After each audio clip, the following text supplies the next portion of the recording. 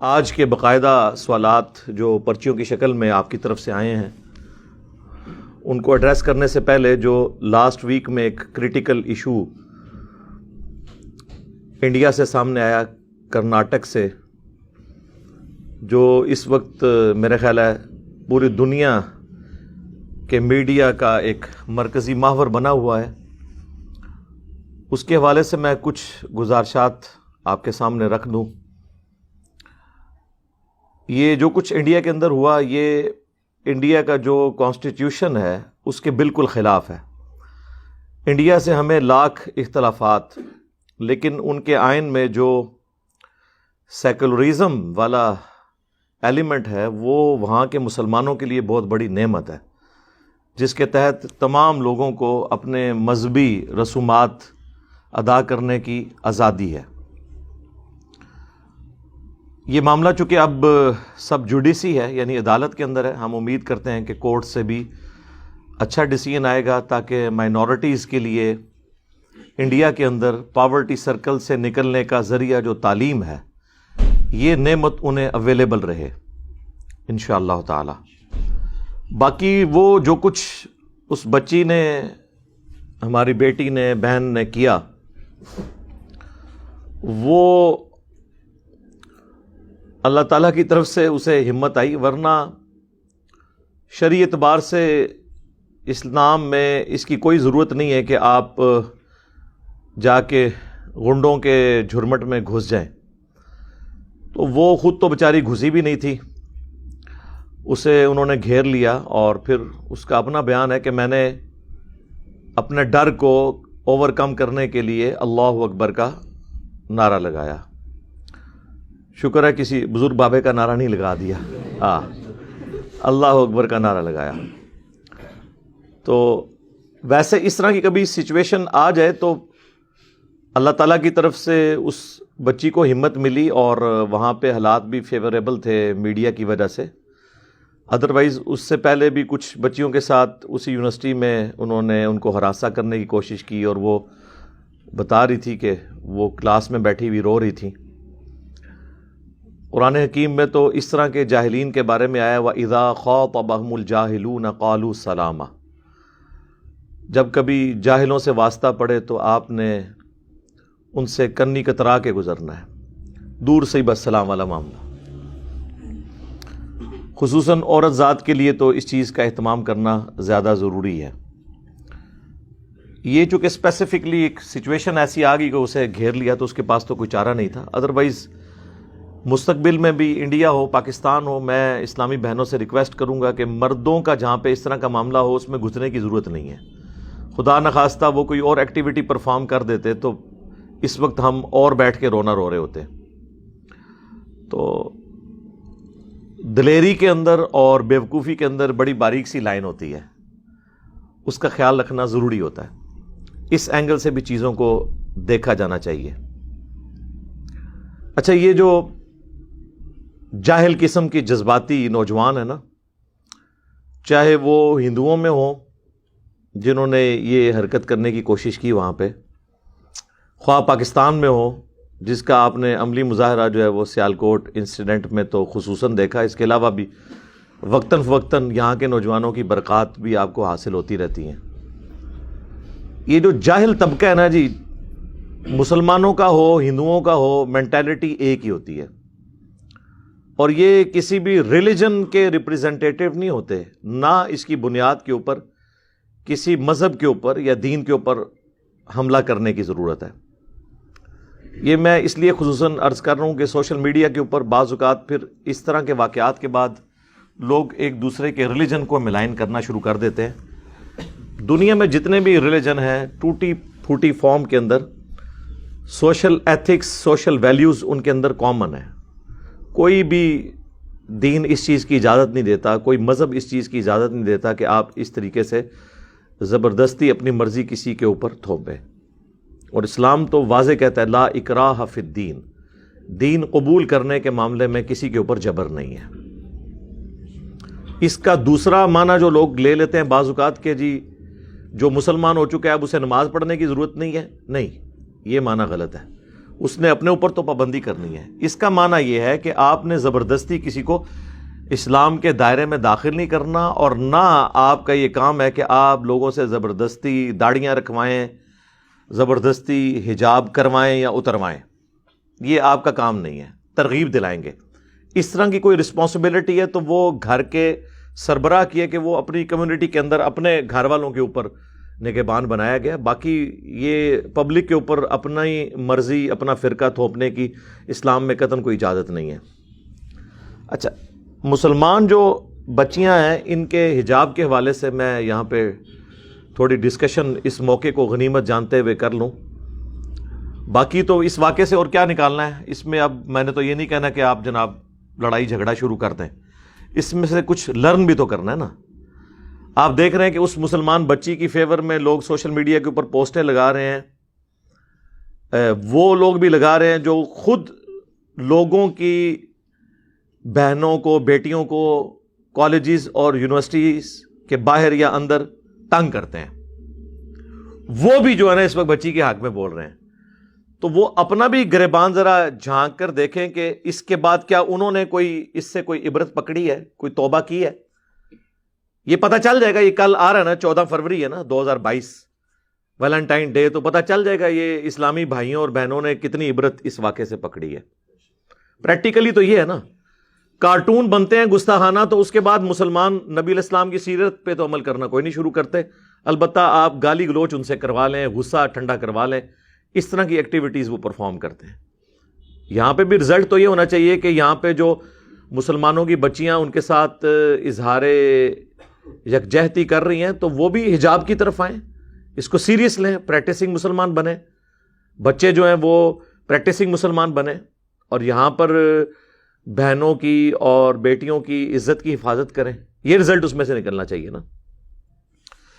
سورۃ الاحزاب میں اللہ تعالیٰ نے پردے کے احکامات تفصیل کے ساتھ بیان کیے ہیں. سورہ الاحزاب میں اور سورۃ النور میں جو پردے کا، حجاب کا حکم آیا وہ سورۃ الاحزاب میں ہے، آیت نمبر 59 کے اندر، کہ اے نبی صلی اللہ علیہ وآلہ وسلم، تم اپنی بیویوں کو، بیٹیوں کو اور مسلمانوں کی عورتوں کو حکم دو کہ وہ اپنے اوپر جلباب کر کے رکھا کریں، بڑی چادر. اس کلچر میں یہ جلباب، بڑی چادر لی جاتی تھی جب کبھی حجاب کرنا ہوتا تھا، جس کی آپ سمجھ سکتے ہیں کہ سب کانٹیننٹ میں فارم جو ہے وہ گھونگھٹ والی بڑی چادر ہو، جس سے چہرہ بھی تھوڑا بہت ڈھانپ لیا جائے، یعنی وہ کبھی چہرے کے اوپر ڈالنی پڑے تو. اب ہر وقت تو نہیں، اب مردوں میں سے اگر گزر رہی ہیں تو اس وقت وہ چہرہ ڈھانپ لیں، اور جب وہ ویسے کسی ایسے راستے پہ، ظاہر اس زمانے میں تو کوئی کیمرہ اس طرح کی چیزیں نہیں تھی تو ٹھیک ہے چہرہ ان کا کھلا ہوا ہو، لیکن جیسے ہی مردوں میں آئے تو وہ چہرہ ڈھانپ لیں. اس بڑی چادر کا یہ فائدہ ہوتا ہے. تو اس کانٹیکسٹ میں سنن ابی داؤد میں صحیح حدیث موجود ہے کہ جب یہ آیات نازل ہوئی تو صحابہ کرام، ان کی بیٹیاں، ان کی بیویاں پھر اس طرح کی آیات کو سیریس لیا کرتی تھی. انہوں نے فوراً جو ہے نا وہ کسی کے پاس اگر چادر نہیں تھی تو انہوں نے اپنی جو بڑی چادریں اوڑھنے والی تھیں، گھروں میں استعمال کرنے والی، وہ پھاڑ کے اس کا حجاب بنا لیا. کالے کلر کے انہوں نے باقاعدہ چادریں اپنے سروں کے اوپر اوڑھنا شروع کر دیں، بڑی چادریں، جن سے جب مردوں کے سامنے سے گزرے تو آپ بے شک اس کو چہرے کے آگے لے آئیں، اور اس کے علاوہ بے شک الگ رکھیں، کوئی اس میں فرق نہیں ہے. مسئلہ جو ہے مردوں سے پردے کا ہے. تو حتیٰ کہ ابو داؤد کے الفاظ ہیں کہ گویا کہ ان کے سروں پر کالے سیاہ کوے پرندے بیٹھے ہوئے ہیں، یوں اس طرح انہوں نے بڑی بڑی چادریں اوڑھنا شروع کر دی. فوراً سمعنا و اطعنا، سنا اور اطاعت اختیار کر لی. اچھا، یہ حدیث اس آیت کے کانٹیکسٹ میں اس بات کا ثبوت ہے کہ صحابہ کرام کس طرح فوراً رسپانس کیا کرتے تھے، صحابیات کس طرح رسپانس کرتی تھی. تو یہ جلباب کی ہی ایک ماڈرن فارم آج کل کا یہ کالا برقع ہے. کالا کلر ضروری نہیں ہے لیکن یہ پریفریبل ہے کیونکہ جلدی میلا نہیں ہوتا. ملیشیا، انڈونیشیا میں آپ دیکھیں کہ عورتیں سفید کلر کا برقع استعمال کرتی ہیں. ہمارے پڑوسی ملک افغانستان کے اندر وہ آپ سمجھ لیں آسمانی کلر کا، بلو یا جامنی کلر کا، پرپل کلر کا وہ برقع استعمال کرتی ہیں. تو یہ اس میں کلر کی کوئی نہیں ہے. بلیک کلر پریفریبل اس لیے کہ جلدی میلا نہیں ہوتا، تو اس کی صفائی کا بھی بہت زیادہ اہتمام کرنے کی ضرورت نہیں پڑتی، اور پردہ بھی زیادہ ہے اس میں زیادہ ہے. تو یہ برقع ماڈرن فارم ہے اس کی، بشرطے کہ وہ برقع جو ہے وہ عجیب قسم کے اس کے اوپر کوئی ایسے ڈیزائن نہ بنے ہوں کہ وہ مردوں کو اپنی طرف اٹریکٹ کر رہا ہو. سادہ برقع ہونا چاہیے، حجاب اس میں ہو، چہرہ ڈھانپا جائے.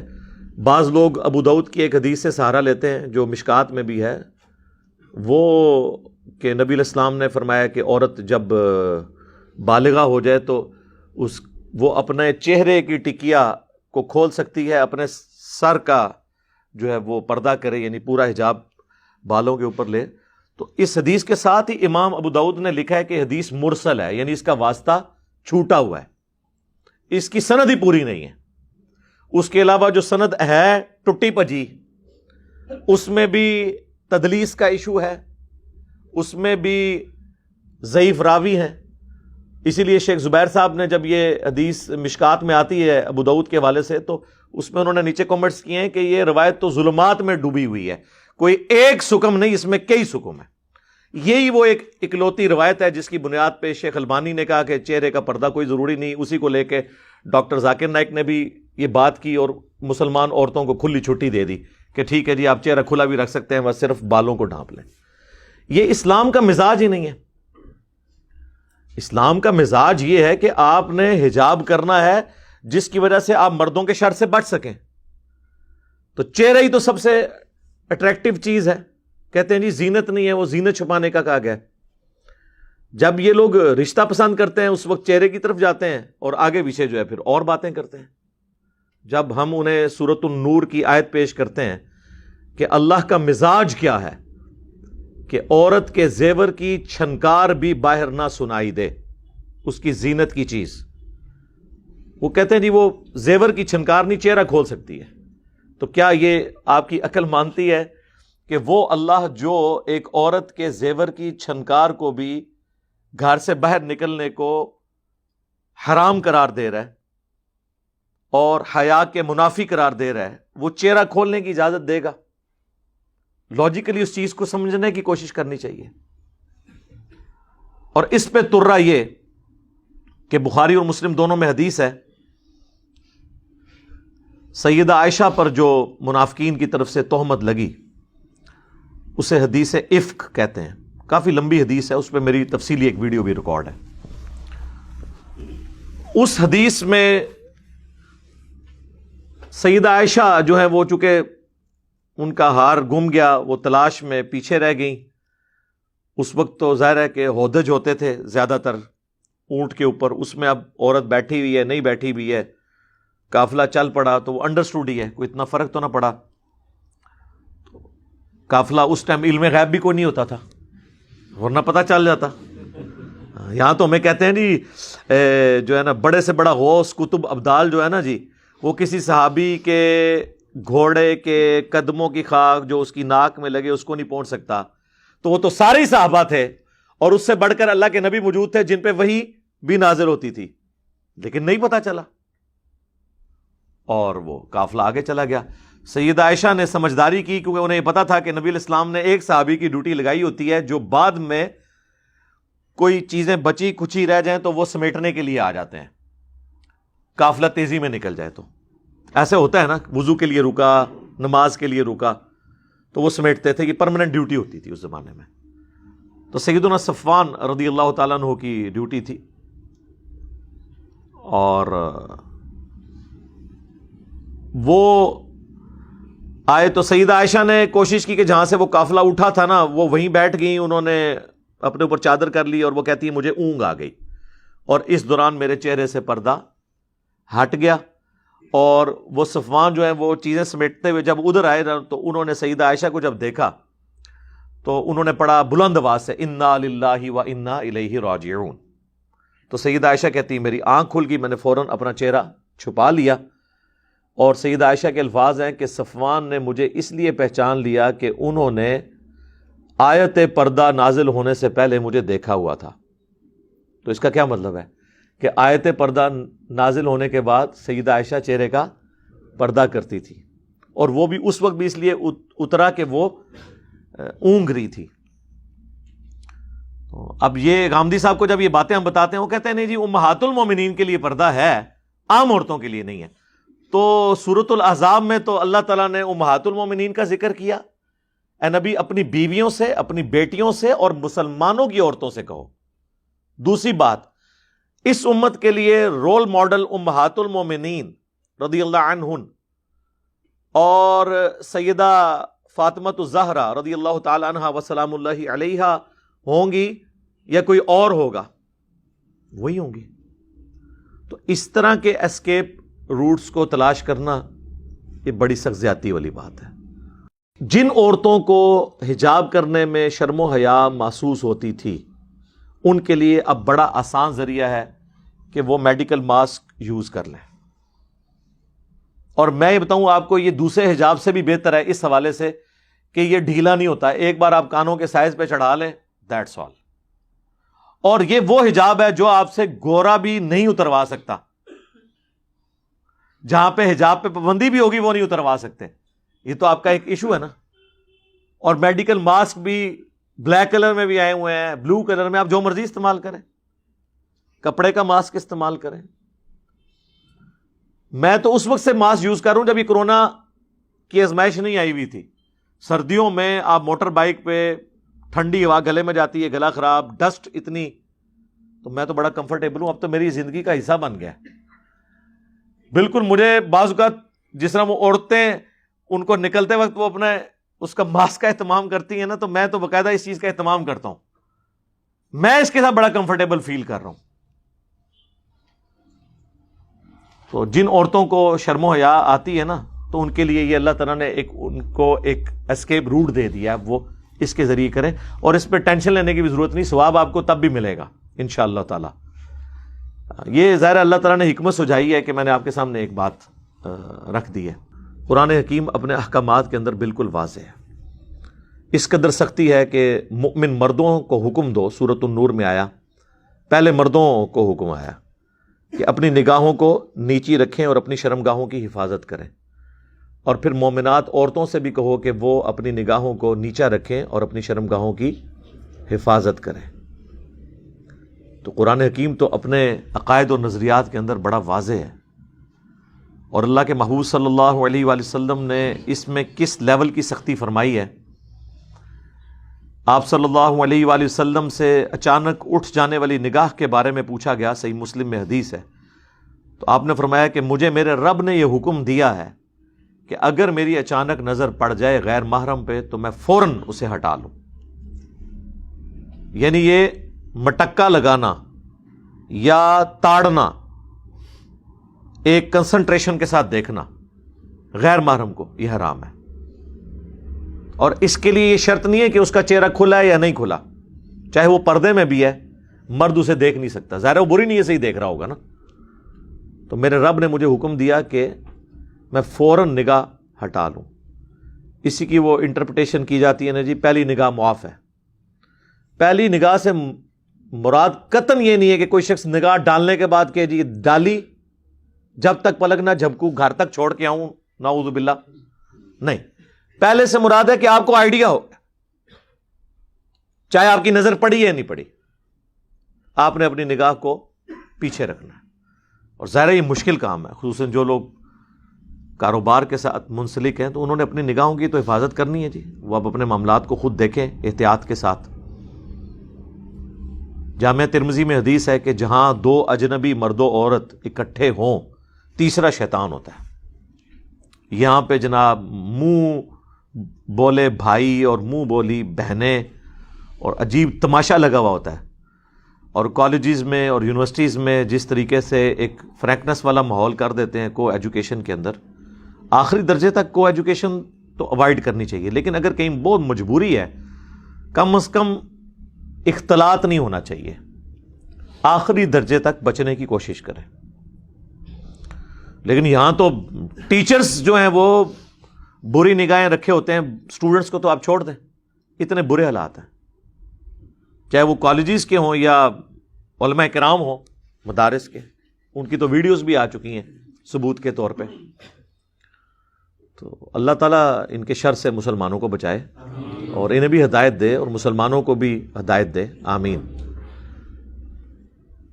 ایک اور حدیث ہے المعجم الکبیر طبرانی کے اندر اور سلسلہ احادیث صحیحہ میں شیخ البانی نے نقل کی ہے کہ اللہ کے محبوب صلی اللہ علیہ وآلہ وسلم نے فرمایا کوئی شخص کسی غیر محرم کو ہاتھ لگائے، صرف ہاتھ لگائے،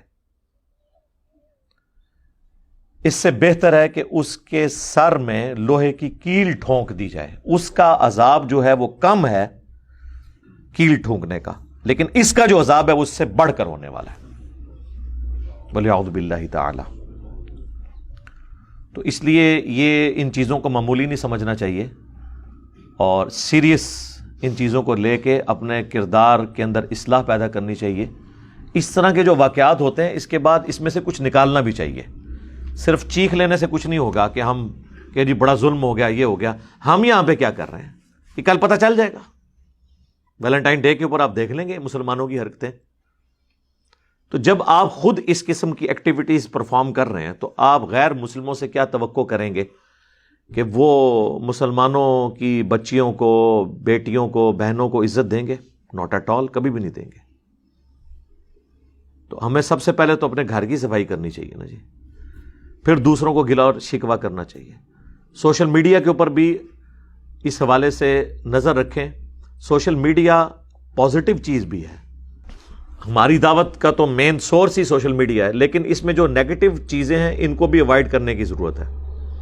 اس کے اوپر تو حکومتی لیول کے اوپر جو پاکستان ٹیلی کمیونیکیشن اتھارٹی بنی ہوئی ہے اس کو چیک رکھنا چاہیے کہ اس طرح کی پورن ویب سائٹس یا ویڈیوز انہیں بین کیا جائے تاکہ مسلمانوں کو فتنے سے بچایا جائے۔ باقی یہ انڈیا کے واقعے سے ایک اور عبرت بھی حاصل ہوئی ہے اس حوالے سے کہ آپ کو پاکستان کی قدر بھی آئی ہوگی۔ ظاہر ہے کہ یہاں تو ہم میجورٹی میں ہیں، اس طرح کے ایشوز سے بہت کم واسطہ پڑتا ہے، آرگنائز نہیں ہوتا، انڈیویجول کوئی ایکٹیویٹی پرفارم کرے۔ اور باقی دنیا تک بھی یہ میسج پہنچا ہے کہ جو امن میں ہے، خواہ وہ یورپ میں ہے، امریکہ میں ہے، دوسرے ملکوں کے اندر، وہ اللہ کا شکر ادا کریں۔ اس وقت یہ جو عذاب مودی کی شکل میں نازل ہوا ہے انڈیا کے اوپر، جو انڈیا کی بھی بدنامی کا باعث ہے، اور بالکل وہی ایک کٹر قسم کی مذہبی اپروچ جس کی وجہ سے مسلمان جو ہے وہ پوری دنیا کے لیے مصیبت بنے ہوئے ہیں، ان جذباتی چند لوگوں کی وجہ سے، وہی تکلیف اس وقت ہندوستان کے اندر ہے۔ 90 کروڑ کے قریب تو ہندو موجود ہیں، اور ان کے اندر یہ اب اس طرح کی حکومت آ گئی ہے کہ جو دوبارہ سے وہ ہندوازم کو اجاگر کرتے ہوئے باقیوں کا جینا بھی محال کیے ہوئے ہیں۔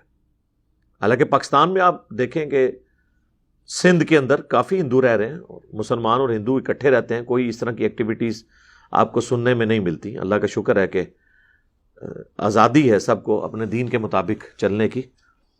تو جو کچھ بھی ہے ہم صرف علمی اختلاف کر سکتے ہیں کسی کے ساتھ، اپنی مرضی کسی کے اوپر تھوپ نہیں سکتے۔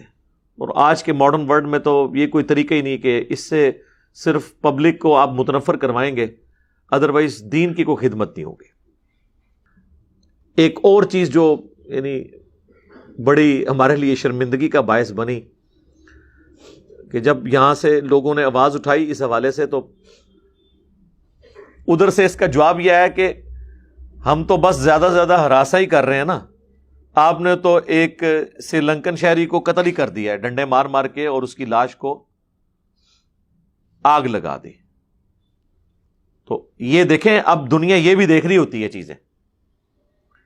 واقعی اگر اس دونوں واقعات کی انٹینسٹی دیکھی جائے تو پاکستان میں ہونے والا واقعہ زیادہ شرمناک واقعہ ہے، جس کی ہیٹ ہم شاید کئی سالوں تک ابھی محسوس کریں گے۔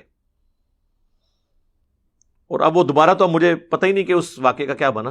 بہرحال میں نے سیالکوٹ جب رابطہ کیا تو مجھے تو یہ پتہ چلا کہ وہ جو انہوں نے بندے پکڑے ہوئے تھے نا، وہ جیل میں بھی، حوالات کے اندر بھی وہ جناب وہ محفل میلاد کر رہے ہیں اونچی آواز میں، صلاۃ والسلام اور قرآن پاک کی تلاوت، اور وہ وہاں کے جو ڈیوٹیز پہ ہیں لوگ وہ بھی بیچارے پریشان ہیں کہ یار ہم پتہ نہیں کوئی اللہ کے نیک بندوں کو پکڑ کے لے آئے ہیں۔ بس اتنا سارا ہمارا ایک سمجھ لیں عقل کا معیار ہے کہ ہم کس طرح جذباتی ڈاکٹرن کے اوپر چل رہے ہوتے ہیں۔ یہ ہمارا کرائٹیریا ہے. ان مجھے خود بتایا انہوں نے. تو خدا کے لیے اس مذہبی طبقے کی داڑھیوں سے، ان کی پگڑیوں سے، ان کے مذہبی ایکٹیویٹی سے دھوکہ نہ کھائیں. جب ان کو موقع ملے گا یہ آپ کو ڈسیں گے. میری تو ٹاپ پرائرٹی ہے کہ پاکستان میں اسلامی نظام آئے، لیکن اگر اسلامی نظام نہیں آتا نا تو دوسرا آپشن یہ ہے کہ یہاں پہ سیکولر کوئی حکومت آ جائے، کم از کم سب کو مذہبی آزادی ہو. ورنہ آپ مجھے بتائیں آج بریلویوں کے ہاتھ یہ حکومت آ جائے، انہوں نے ہر ننگ دھڑنگ بزرگ کی بھی قبر ڈھونڈ کے اس پہ مزار بنوا دینے. اہل حدیثوں کی حکومت آئی، انہوں نے سارے مزارات گرا دینے اور انہوں نے کہنا سارے مشرک بھی ختم کرو، بریلویوں کو ختم کر دینا. ہاں تو ہمیں سوٹ کرتا ہے کہ یہاں کسی مذہبی طبقے کی حکومت آئے. یہ تو آپس میں ایک دوسرے کو مسلمان ہی نہیں سمجھتے، انہوں نے ہمارے ساتھ کیا کرنا ہے. تو لہٰذا جن لوگوں کو اسلامی نظام قائم کرنے کا شوق ہے نا، ان کو بھی میں ریکویسٹ کرتا ہوں، خدا کے لیے اسلامی نظام کے تو ہم سب خواہش مند ہیں، لیکن کون سا اسلام؟ سنی اسلام، شیعہ اسلام، پھر سنی اسلام میں بھی وہابی اسلام، صوفی اسلام، بریلوی اسلام، دیوبندی، اہل حدیث، کون سے والا اسلام؟ ہاں جو کامن ٹرمز ہیں ان کے اوپر بات ہو سکتی ہے. سود کی حرمت ہے سنی کے نزدیک بھی، شیعہ کے نزدیک بھی. اسی طریقے سے بے پردگی نہیں ہونی چاہیے، کو ایجوکیشن کو اوائڈ کیا جائے. یہ ساری چیزیں جو اس کے اوپر تو بات ہو سکتی ہے، لیکن ونس جب مذہبی ایکٹیویٹیز کی بات آئے گی نا سر، تو بریلوی کہیں گے ہم نے تو میلاد کا جلوس نکلنے دینا ہے لیکن 10 محرم کا جلوس نہیں نکلے گا. ہاں دیوبندی کہیں گے کہ نہ ہم میلاد کا نکالنے دیں گے نہ 10 محرم کا، ہم تو یکم محرم کو ایک خود ساختہ ایک دن ڈکلیئر کر کے سیدنا عمر کی طرف منسوب کر کے ہم اس کا جلوس نکالیں گے. یعنی ان کے نزدیک حضرت عمر کا مرتبہ نبی الاسلام سے بھی زیادہ ہے کہ میلاد تو ہم نے نہیں منانا، حضرت عمر کا دن منانا ہے. اور یہی رزلٹ نکل رہا ہے نا. تو میں کہتا ہوں سب لوگ اپنی ایکٹیویٹیز کریں کنٹرول انوائرمنٹ کے اندر. جلسے جلوس کرنے کے، روڈ بلاکس کرنے کی ضرورت نہیں ہے، کنٹرول انوائرمنٹ میں کریں. ہندوؤں کو بھی اجازت دیں، عیسائیوں کو بھی دیں، لیکن کسی کے اوپر اپنی مرضی نہ تھوپیں. سڑکیں بلاک کر کے عشق رسول یا عشق اہل بیت کا اظہار کرنے کی کوئی اجازت نہیں ہونی چاہیے، ورنہ یہ مشکل ہو جائے گی. اور ہماری ینگ جنریشن اس طرح کی جو حرکتیں دیکھ رہی ہے نا، اس سے دین سے متنفر ہی ہو رہی ہے، دین کی طرف مائل نہیں ہوگی. دنیاوی تعلیم نے اتنے لوگوں کے دماغ کھول دیے ہیں کہ لوگ ان چیزوں کو سوچتے ہیں کہ یار اس کے بعد رزلٹ کیا نکل رہا ہے. بہرحال اللہ تعالیٰ انڈیا کے جو مسلمان ہیں ان کے لیے آسانی والا معاملہ کرے، خصوص بالخصوص جو کشمیر کے مسلمان ہیں انڈیا میں اور بھی پوری دنیا کے اندر جہاں پہ مسلمان پس رہے ہیں، ہم ان کے لیے دعا کرتے ہیں. چائنا میں، عراق میں، افغانستان کے اندر، فلسطین کے اندر اللہ تعالیٰ ان کی عزت، آبرو، جان اور مال کی حفاظت فرمائے، اور اللہ تعالیٰ ہمیں اپنی موت سے پہلے قبر و آخرت کی تیاری کرنے کی توفیق عطا فرمائے. اپنے مسلمان بھائیوں کے ساتھ ان کی اخلاقی سپورٹ جاری رکھنے کی توفیق عطا فرمائے. آمین. صلوا علی محمد و آل محمد. اللہم صلی علی محمد وعلی آل محمد و اصحاب محمد اجمعین الی یوم الدین. آمین.